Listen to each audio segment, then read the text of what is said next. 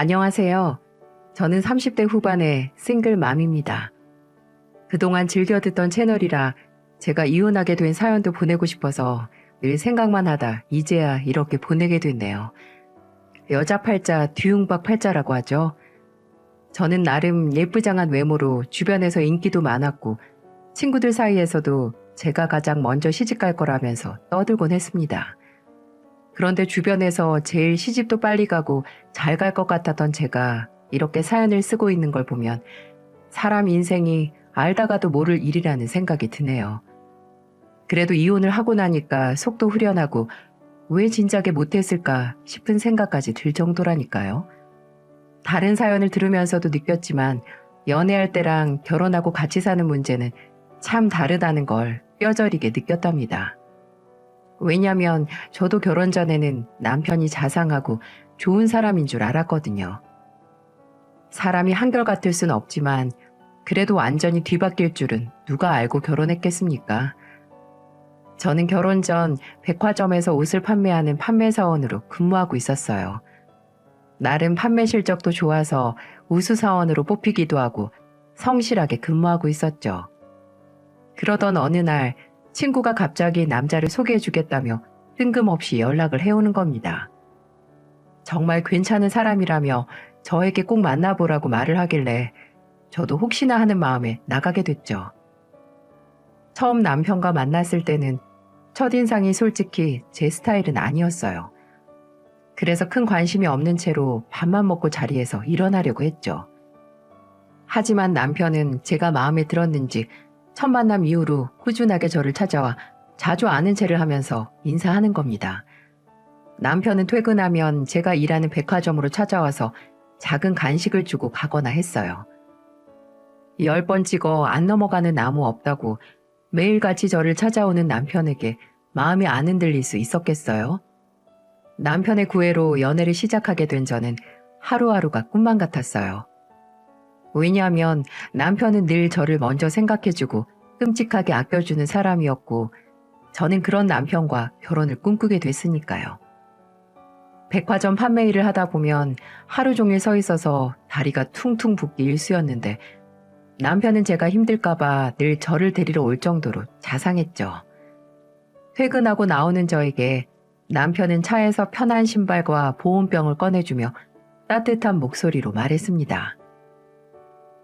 오늘도 고생 많았지? 이거 신고 따뜻한 물 좀 마셔. 목도 많이 아프겠다. 뭐야? 이건 또 언제 준비했어? 판매 일을 하다 보면 손님들에게 상품을 설명해 주느라 목이 아플 때가 참 많았어요. 그런데 남편은 전화하다 목소리가 좀 갈라지는 것 같으면 보온병에 따뜻한 차를 담아와서 마시라며 주곤 했던 겁니다. 이렇게 세심한 남자인데 제가 안 반할 수가 있었겠어요? 주변에서는 제 연애 시절 이야기를 들으면 이혼할 때 그 사람 맞냐며 놀랄 정도라면 여러분 믿어지시나요? 남편의 지극정성에 저희는 2년 정도 연애를 하다가 양가의 허락을 받고 결혼 준비를 할 때였답니다. 결혼 전부터 남편은 저희 집 일도 자기 일처럼 돕는 사람이었죠. 지금 생각해도 그때는 세상에 이런 사람이 또 있을까 싶을 정도로 완벽하다고 생각할 정도였어요. 제 친정은 시골에서 농가밭을 일구는 농사를 짓는 집이었어요. 요즘 같은 모내기철에는 일손이 참 귀했는데 남편은 굳은 일도 마다하지 않고 시골로 내려가 저희 아버지를 돕겠다며 나서곤 했습니다. 그래서인지 아버지도 남편을 무척 마음에 들어 했어요. 남편이랑 같이 시골에 내려가면 아버지는 남편을 반기며 이렇게 말씀하셨습니다. 아유, 우리 사위 왔어? 주말인데 쉬지 뭐하러 왔어? 이럴 때 사위가 나서야죠. 저 오늘은 뭐부터 할까요? 남편은 아버지와 반갑게 인사를 하고 난 뒤 바로 아버지를 따라 일터로 나가고 그랬어요. 모내기철에는 일손이 귀했는데 알아서 찾아오는 남편에게 아버지는 늘 칭찬을 아끼지 않을 정도였답니다. 아버지와 남편은 오래 같이 일했던 사람처럼 손발도 척척 맞았어요. 아버지가 이항기를 운전하며 모내기를 시작하면 남편은 이항기에 모판을 옮기는 일을 하며 도왔습니다. 아버지는 구슬땀을 흘리며 모내기 일을 돕는 남편을 보며 호탕한 목소리로 말씀하셨어요. 우리 사위 덕분에 아주 일이 금방 끝났어. 저녁에 몸보신 제대로 하자고. 장인어른이 잘 가르쳐 주셔서 제가 할 수 있었죠. 어깨너머로 잘 배우고 있어요. 넉살도 좋고 부침성도 좋았던 남편은 저희 아버지와 친아들처럼 가깝게 지냈고 모르는 사람이 보면 정말 아들이냐고 물어볼 정도였습니다. 서울에서 회사 일만 하던 사람이 대학교 때서 하루 종일 힘들 것 같은데도 남편은 군말 하나 없었어요. 그래서 저희 어머니도 남편을 보면 입이 마르도록 칭찬을 아끼지 않으셨죠. 저희 어머니는 남편이 모내기 일을 돕고 있을 때면 새참도 평소보다 더 신경을 쓸 정도였어요. 그렇게 만든 새참을 챙겨서 어머니와 함께 논으로 갔더니 남편은 허리를 숙이고 논에 직접 모를 심고 있는 게 보였어요. 이안기로 모를 심을 수 없는 곳에는 직접 손으로 심어야 했는데 남편은 저희 아버지를 대신해서 심고 있었죠. 어머니는 그런 남편을 보며 걱정스러운 목소리로 말씀하셨습니다. 우리 사위 내일 몸살 나겠네. 이리 와서 이거 먹고 쉬엄쉬엄 해. 남편은 저희 어머니의 걱정 어린 목소리에 괜찮다며 웃어 보였어요.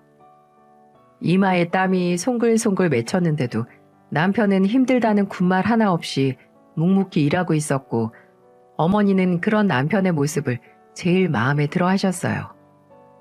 어머니가 준비한 새참을 먹고 있는데 남편은 신이 난 목소리로 말하더군요. 장모님 음식이 너무 맛있어요.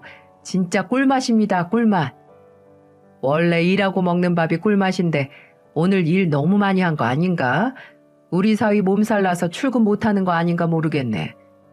이 정도는 끄떡 없어요. 남편이 손으로 직접 모 심는 걸 본 어머니는 걱정하듯 말씀하셨는데 남편은 괜찮다며 어머니께 힘차게 말하더군요. 평생 논농사를 하던 사람도 힘들다고 곡소리 절로 나오는 일을 돕고 있으면서도 불평 없이 일하는 남편을 어떻게 마음에 안 들어 할 수 있었겠어요? 그 당시에 저희 부모님도 세상에 저런 사위 또 없을 거라며 엄지를 들어 올릴 정도였답니다. 저도 저희 집안일에 나서주는 남편에게 너무 고마웠어요. 이 정도로 자상하고 성실한 데다 구김살 없는 남자인데 결혼을 망설일 이유가 없었던 겁니다. 그렇게 저희는 양가의 축복을 받으며 행복한 결혼식을 하게 된 거예요. 결혼 생활도 처음에는 순탄했죠. 처음부터 돌변했다면 아이를 낳기도 전에 갈라섰을 겁니다. 신혼 초 남편은 늘 저를 보면 예쁘다는 말만 하더라고요. 당신은 결혼 전에도 너무 예뻤는데 결혼하고 보니까 민낯도 너무 예쁘다. 세상에 예쁘다는 말 싫어하는 여자가 있을까요? 결혼 후에도 변함없이 저를 아껴주는 남편과 행복한 신혼을 즐기며 즐거운 나날을 보내고 있었습니다. 부부 금슬 좋던 저희 부부는 결혼 후 얼마 뒤 임신을 하게 됐어요. 저는 이제야 완성된 가정을 만든 것 같아서 행복했어요. 그런데 제가 임신을 하고 배가 점점 불러올수록 남편과의 거리는 멀어져만 갔습니다. 처음에 남편이 친정에 너무 잘했던 남편이라 저도 시댁에 잘하려고 많이 노력했거든요. 시댁은 아버님께서 별다른 직업 없이 집에만 놀고 계셨고 어머님은 가정주부셨어요. 하나 있던 시누이는 간호사였는데 제 임신 소식을 듣고 제게 아기용품도 선물해주며 벽이 없이 지내는 사이였고요. 사실 어머님이나 시누이와는 아무런 문제가 없었어요. 그런데 아버님은 집안에서 천덕꾸러기처럼 늘 철이 없는 사람이었던 겁니다. 한 번은 제가 일하던 백화점에서 시부모님께 꼭 어울릴 만한 옷을 사서 포장까지 해서 갔던 적이 있었어요. 그런데 제가 가져온 선물을 뜯어본 아버님은 이렇게 말씀하시더군요. 옷 없어서 벗고 다니는 것도 아닌데 돈이나 주지 뭔 놈의 옷이야. 돈을 쓸 줄을 몰라. 이런 걸 주고도 욕먹는다고 하는 거야. 며느리가 생각해서 사왔으면 그냥 입을 것이지 뭔 말을 하고 그래. 안 입을 거면 이리 내놔. 저는 아버님의 예상 못한 말에 당황하고 말았어요. 아버님은 제가 사온 선물이 현금이 아니라 옷이라 마음에 안 든다며 대놓고 말씀하시는 겁니다. 어머님이 상황을 수습하긴 했지만 내심 기분이 안 좋더라고요. 나름대로 노력을 한다고 했는데 아버님과의 사이는 늘 어렵게만 느껴졌습니다. 그런데 이런 저를 더 서운하게 만든 사람은 바로 남편이었어요. 퇴근하고 온 남편은 저에게 낮에 시댁에 갔었냐고 물으며 저를 타박하듯 말하는 게 아니겠어요? 아버지가 나가서 일하는 사람도 아니고 옷을 왜 사다 드려? 용돈이나 좀 드리지. 그렇게 센스가 없어. 아버지가 나한테 전화해서 얼마나 화내는 줄 알아? 생각이라는 거 좀 해. 이런 미치고 팔짝 뛸 만한 상황이 또 있을까요? 게다가 남편이 저렇게 말하니 화가 나서 저도 이렇게 말했습니다. 평생 밖에 안 나가실 것도 아니고 옷 있으면 입는 거지 그렇게 싫을 일이야? 내가 뭐 쓸모없는 선물 드린 것도 아니고 당신까지 왜 그래? 남편은 제가 화난 목소리로 숨 쉴 틈 없이 말하자 한숨을 쉬며 방을 나가더군요. 그런데 이건 시작에 불과할 정도로 남편은 무섭게 변해만 갔습니다. 저는 출산 전 백화점 일을 그만두고 집에서 출산 준비를 하고 있었어요. 유독 입덧도 심했고 살도 많이 쪄서 조금만 걸어도 숨이 차서 일도 못할 정도라 어쩔 수 없었습니다. 그런데 남편은 그런 저에게 뭐라고 했는 줄 아세요? 거실에 같이 앉아서 TV를 보다 힘겹게 일어나는 저를 보며 한심하다는 목소리로 남편이 말하더군요. 임신했다고 집구석에서 먹기만 하니까 살이 찌지. TV에 나오는 연예인들 봐. 임신해도 배만 나오는데 너는 온몸에 군살이 붙을 정도로 먹어서 일어나는 것도 그렇게 일어나지. 이러니 내가 집에 들어오고 싶겠어? 이게 임신한 부인한테 할 소린가요? 저는 너무 어이가 없었습니다. 임신하고 변해가는 몸에 힘든 건 둘째치고 남편의 무심한 말이 저를 더 힘들게 했어요. 저는 남편의 말을 듣고 화가 나서 이렇게 말했어요. 그러는 당신은 홀몸이면서 왜 배가 그렇게 나오는데? 몸매 관리는 당신이나 해. 적당히 좀 먹고 살 좀 빼. 임신 핑계로 살찌는 거 방치하지 말고. 다정했던 남편은 제게 비수를 꼽는 말만 했고 그런 남편에게 저도 유치한 말싸움만 하게 됐네요. 임신 후 출산까지 남편과 이런 식으로 싸우는 날이 늘어만 갔는데 늘 싸우는 이유가 살이 찐 저 때문이라고 탓하는 남편이 원망스럽기까지 하더라고요. 세상에 임신해서 살쪘다고 이렇게까지 타박하는 남편이 또 있을까요? 게다가 퇴근하고 집에 오면 누워있기 바빴고 걷기도 힘든 저를 도와줄 생각은 눈꼽만큼도 없었어요. 제가 집에 있고 싶어서 있는 것도 아니고 몸이 힘들어서 집에 있는 건데 남편은 집안일을 아무것도 안 하는 겁니다. 그뿐만이 아니었어요. 크고 넉넉한 인부복을 입고 빨래를 널고 있는 저를 보며 남편은 손가락질을 하며 이렇게 말하는 거예요. 옷이 그렇게 이불처럼 큰 옷밖에 없어? 우리 아버지한테는 필요도 없는 옷 잘만 사다 주더니만 좀 꾸미고 다녀. 난 눈도 없는 줄 알아? 내가 이러고 있고 싶어서 이렇게 있어? 인부복을 입어야 나도 숨을 쉬고 살 거 아니야. 얼굴 반반해서 결혼했더니 저 꼴을 하고 집에 있을 줄 누가 알겠어. 이래서 결혼하고 바람 피는 남자들이 생기는 거야. 당신은 내가 이 꼴을 보고도 바람 안 피는 걸 다행으로 알아. 이 말을 듣고 참을 여자가 있을까요? 저는 너무 화가 나서 남편에게 이렇게 말했어요. 앞으로 당신 빨래 봐. 다 알아서 해먹고 다녀. 당신이야말로 막말하는 남편한테 이 정도 해주는 여자가 흔한 줄 알아? 당신 몫은 당신이 알아서 하고 다녀. 남편은 휴지곽을 던지며 화를 내는 제 말에 놀라 방으로 도망치더라고요. 이렇게 화를 내고 정말로 남편 옷이나 밥 같은 걸 안 챙겨주니까 은근슬쩍 저에게 사과를 하더군요. 그렇게 남편과 전쟁통 같은 임신 기간을 지나서 출산일이 다가왔고 저는 건강한 딸을 낳았습니다. 하지만 아이가 태어나기 전부터 삐딱해진 남편이 쉽게 변할 리가 있겠어요? 육아하면서 힘든 일들 투성이었는데 남편은 단 한 번도 저를 도와주지 않았습니다. 그러면서 아이가 울기라도 하면 저를 보고 소리 지르며 이런 소리를 했어요. 아이, 시끄러워 죽겠네. 애 좀 달래봐. 대체 애를 어떻게 보는 거야? 애도 뭐 이상한 거 아니야?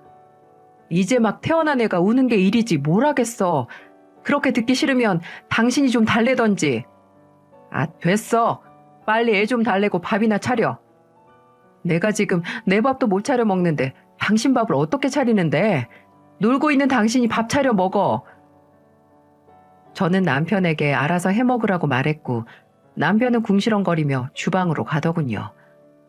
그런데 뭘 그렇게 다 깨부수는 소리를 내는지 저는 듣고도 못 들은 척하면서 아이와 함께 있었습니다. 차라리 일하는 게 낫겠다 싶을 정도로 아이를 돌보는 일은 힘들더군요.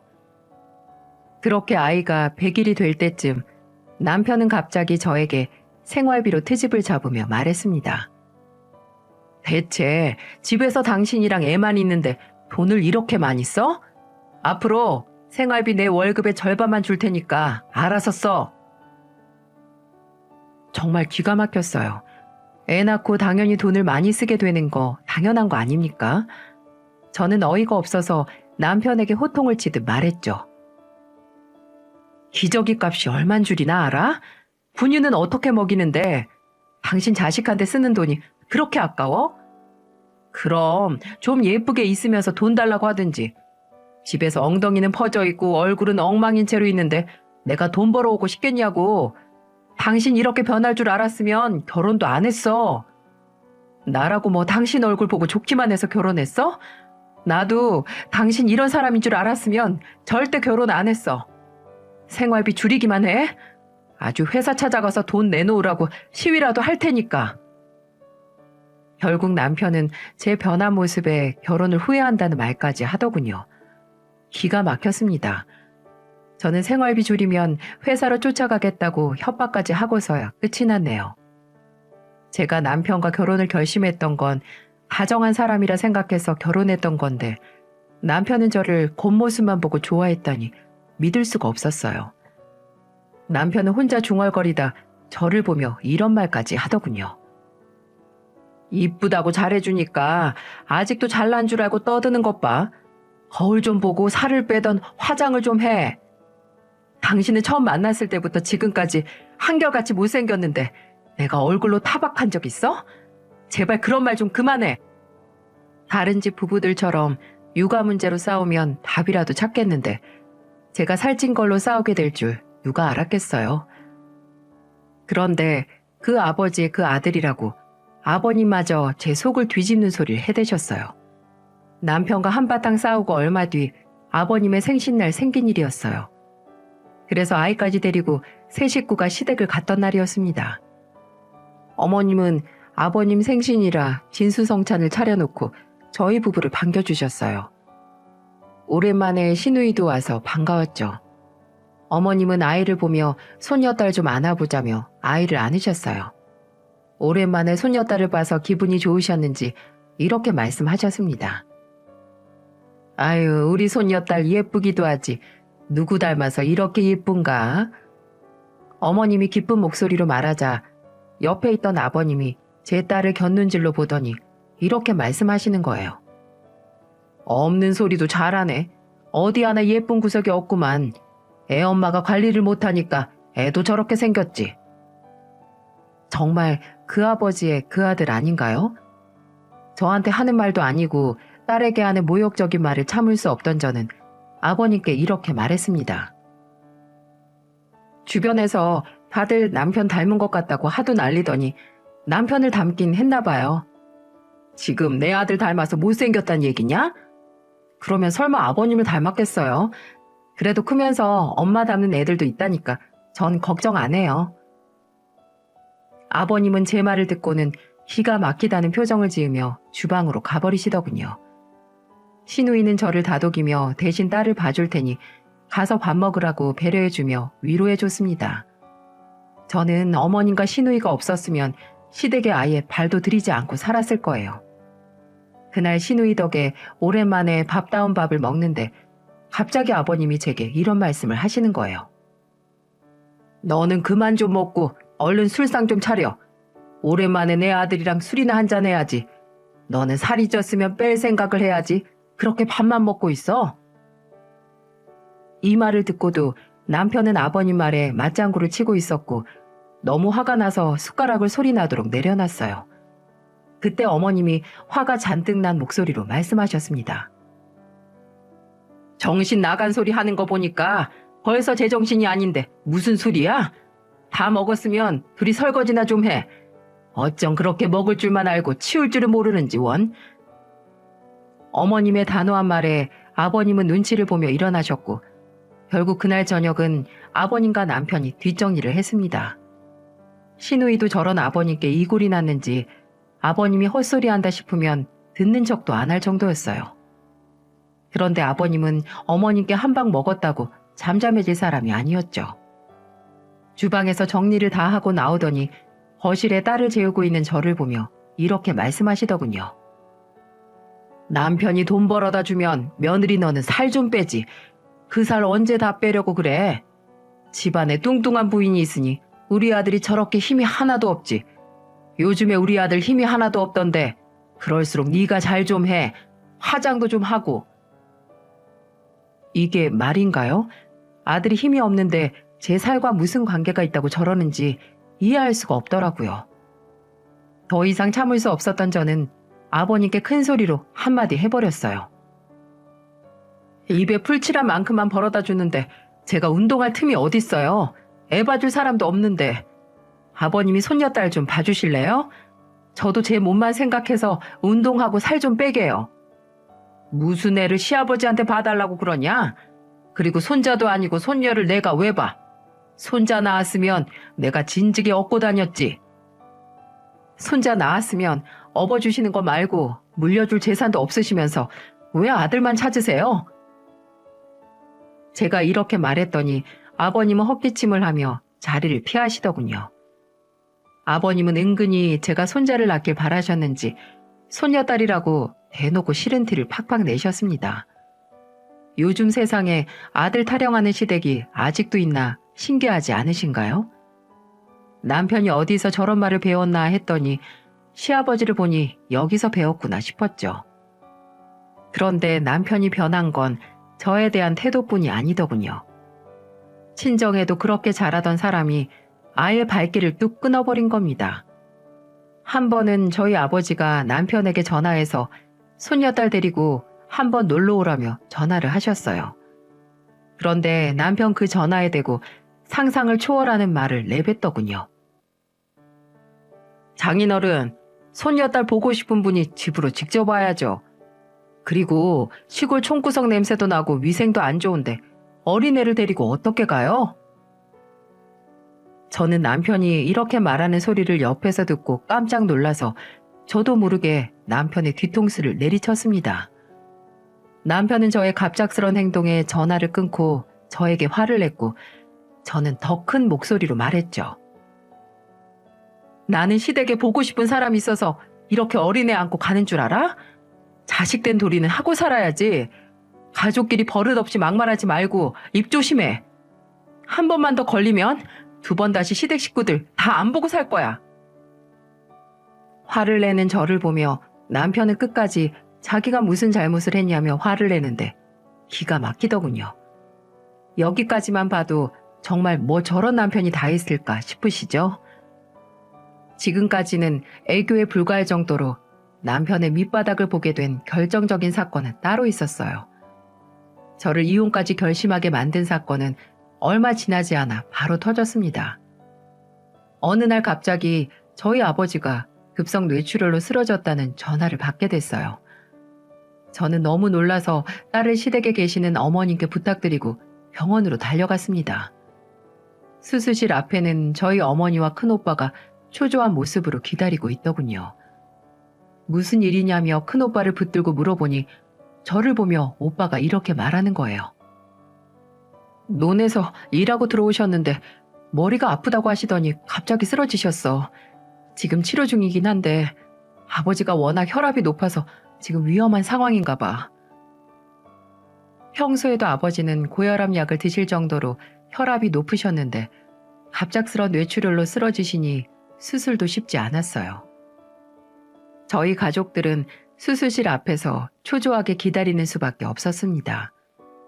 수술실 앞에서 초조한 마음으로 제발 아버지 살려만 달라고 수도 없이 기도했던 기억이 나네요. 온 가족이 초조하게 아버지 수술이 끝나기만을 기다리는데 남편은 뭐하고 있었는 줄 아시나요? 분명히 병원으로 출발하면서 남편한테 아버지가 쓰러졌다고 말했는데 남편은 제게 회식 가야 한다며 전화를 끊어버리는 겁니다. 이게 말이 되나요? 처가댁 장인어른이 쓰러져서 생사를 오가는데 회식을 간다니 이게 무슨 짓인가 어이가 없더군요. 큰오빠는 매제 안 오냐며 찾는데 저는 괜한 걱정을 끼칠까 싶어 횡설수설 말을 돌렸습니다. 수술실 가족들이 아버지가 고비를 무사히 넘기길 바라고 있는 동안 남편은 잠깐의 문병도 오질 않았어요. 저는 아버지가 고비를 겨우 넘기셨다는 소리를 듣고서야 마음을 놓을 수 있었지만 아버지는 중환자실에서 상태를 더 지켜봐야만 하는 상황이었어요.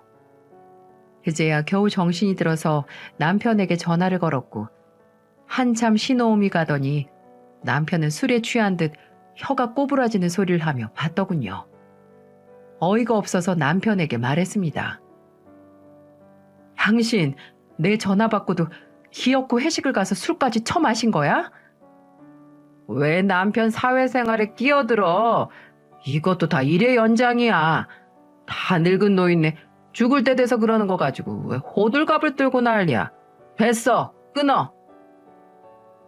남편이 이렇게 전화를 끊어버리는데 너무 화가 나서 참을 수가 없었어요.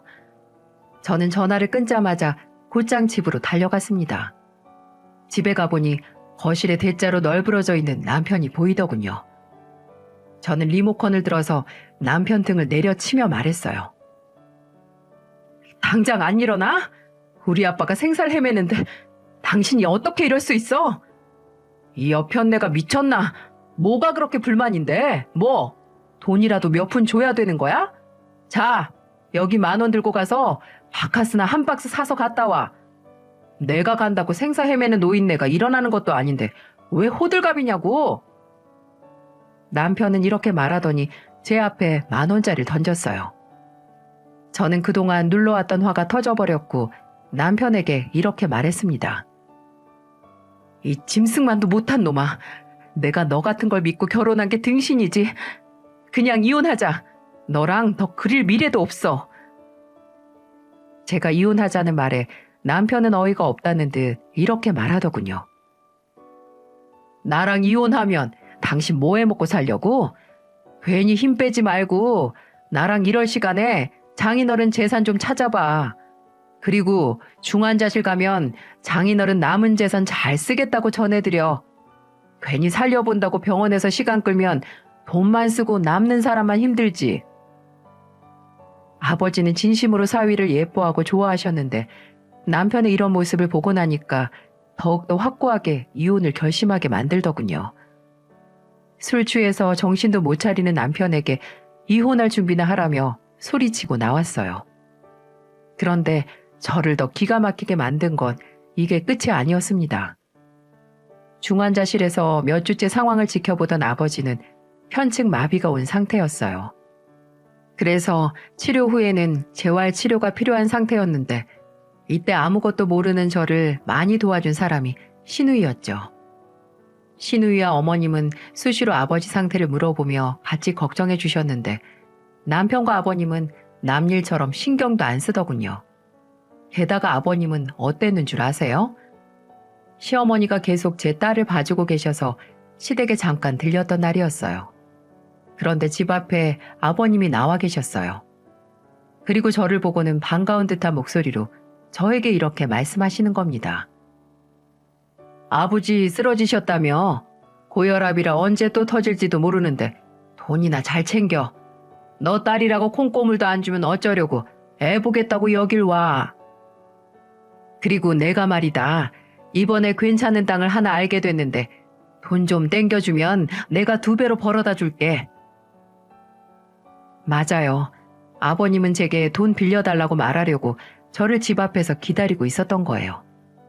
저는 이 상황에도 돈 타령하는 백수 아버님이 저를 황당하게 만들더군요.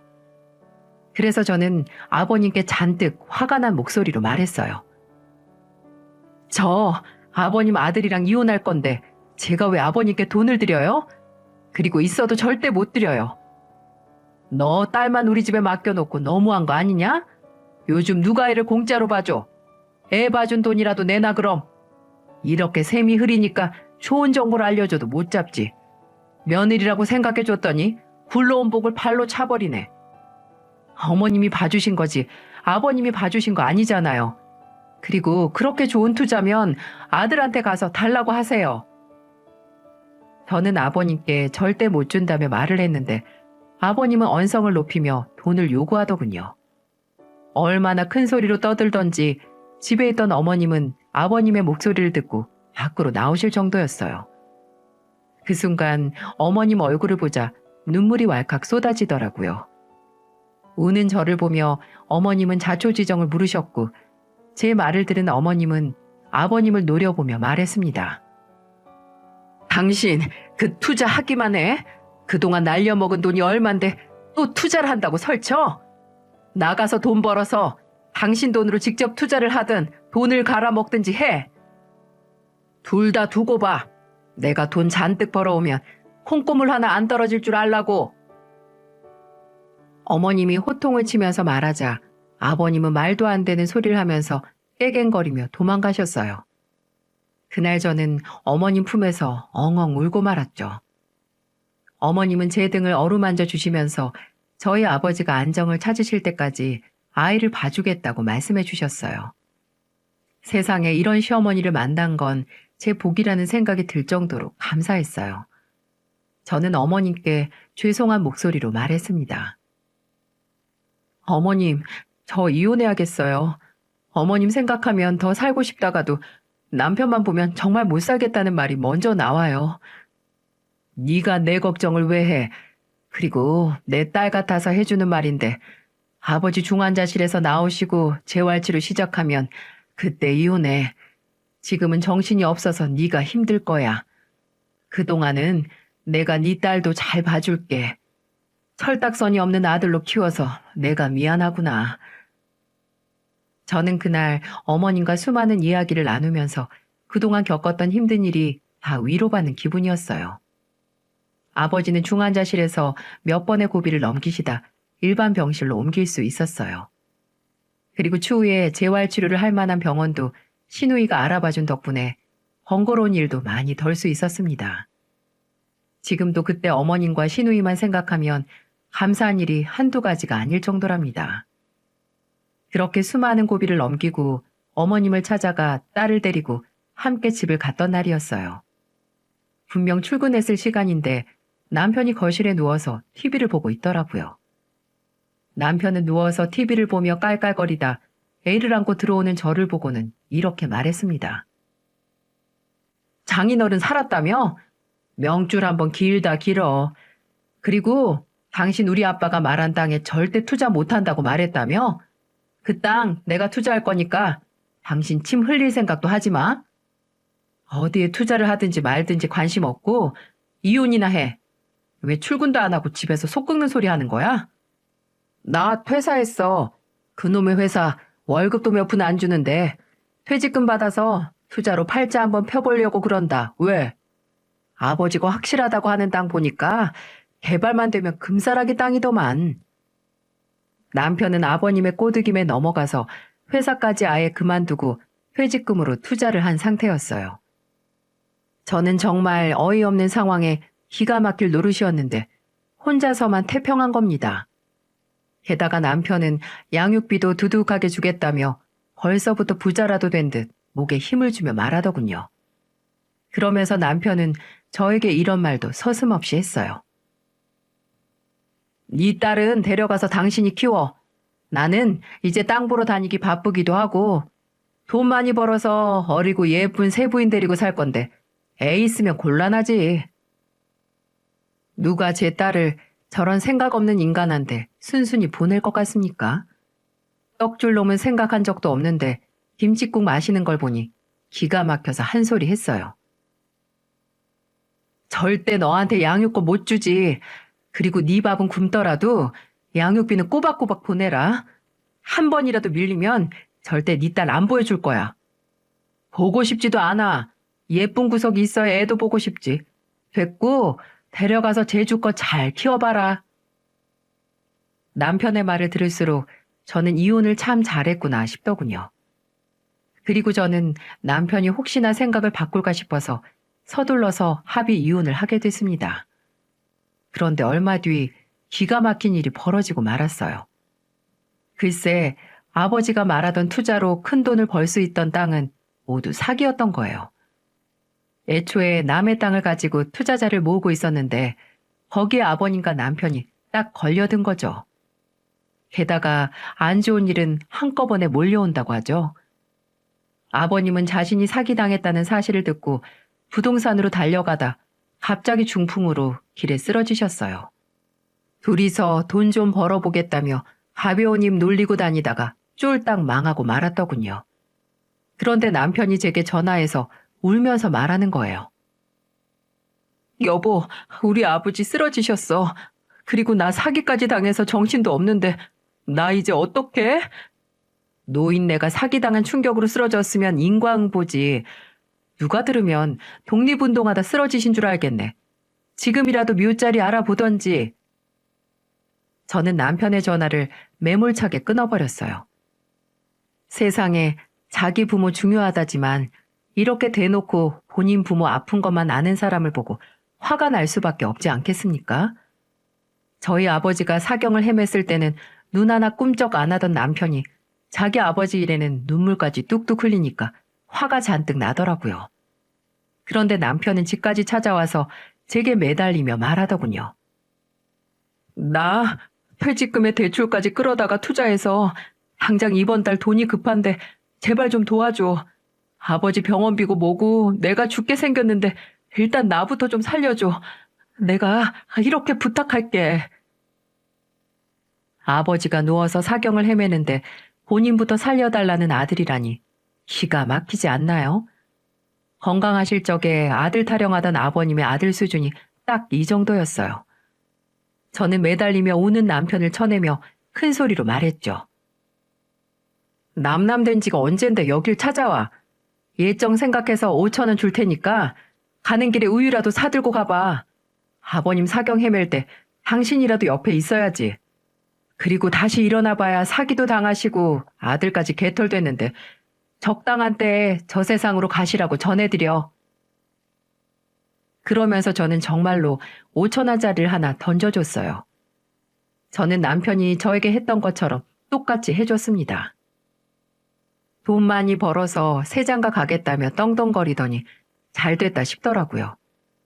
그리고 얼마 뒤 어머님은 제게 전화를 해서 이렇게 말씀하셨습니다. 내가 전화해서 미안해. 우리 아들이 찾아가서 돈 타령하면 소금 뿌려서 내쫓아버려. 애초에 아버지 말만 듣던 놈이 엄마 말도 안 듣고 겁도 없이 투자하더니만 이게 다 무슨 꼴이야. 절대 돈 빌려주지 말고 다 움켜쥐고 있어. 저는 어머님의 말에 알겠다며 대답했어요. 어머님도 그동안 아버님과 남편이 망나니처럼 땅을 보러 다니는 게 수상해서 말렸는데 결국 두 남자는 사기꾼의 꼬임에 넘어가고 만 것이었죠. 애초에 뜬구름 잡는 소리에 혹해서 넘어갔는데 당연히 사기를 안 당하고 배기겠어요. 남편은 그 후로도 계속 저에게 돈 좀 달라며 전화를 했고 한 번은 집까지 찾아와서 행패를 부리다가 큰오빠한테 딱 걸리고 말았습니다. 큰오빠는 남편을 보자 눈을 크게 뜨고 소리를 지르며 말했어요. 장인어른이 사경 헤맬 때는 문병 한 번 안 오더니만 쫄딱 망해서 네 밥 굶을 것 같으니까 이제야 나타나? 너 같은 걸 잠시나마 가족이라고 믿고 살았던 세월이 한심스럽다. 한 번만 더 이 근처 어슬렁거리면 경찰 부를 줄 알아. 남편은 큰오빠의 으름장에 주랭랑을 쳐버렸어요. 그 후 아버님은 겨우 고비를 넘기셨지만 후유증이 심하게 오셔서 반신불수 언어장애까지 온 상태라는 말을 듣게 됐어요. 시누이는 그래도 아버지라고 어머니를 돕고 있는 것 같았습니다.